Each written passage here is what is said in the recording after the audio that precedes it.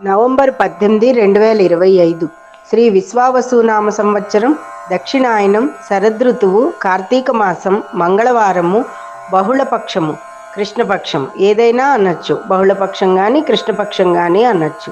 తిథి త్రయోదశి నాడు ఉదయం 6:35 వరకు ఉంది. తదుపరి చతుర్దశి. ఈరోజు నక్షత్రము స్వాతి పూర్తిగా ఉంది. అలాగే వర్జ్యాలు ఉదయం 11:41 లగాయతూ 1:26 వరకు ఉన్నాయి. దుర్ముహూర్తం ఉదయం 8:24 నుంచి ఉదయం 9:08 వరకు ఉన్నాయి.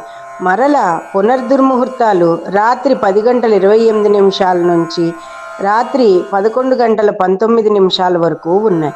అమృత గడియలు రాత్రి 10:12 నుంచి 11:57 వరకు ఉన్నాయి. ఈరోజు రాహుకాలం మధ్యాహ్నం 3 గంటల నుంచి మధ్యాహ్నం 4:30 వరకు ఉన్నాయి.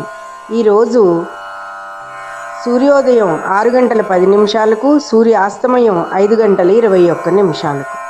ఈరోజు మాస శివరాత్రి రాత్రిగల చతుర్దశి కాబట్టి కార్తీక మాస శివరాత్రి ఈరోజు. అంతేకాకుండా కృష్ణాంగారక చతుర్దశి అంటారు. ఈరోజు మంగళవారంతో కూడిన చతుర్దశి చాలా విశేషమైనది.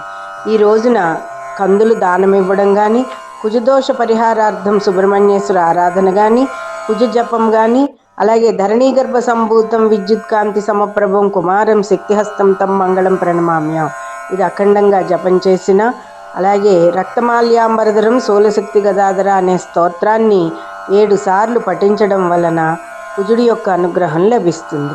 అప్పులు తీరడానికి, సకాలంలో లోన్లు రావడానికి, వివాహాలు కుదరడానికి, వైవాహిక జీవితం బాగుండడానికి చాలా విశేషమైన రోజు.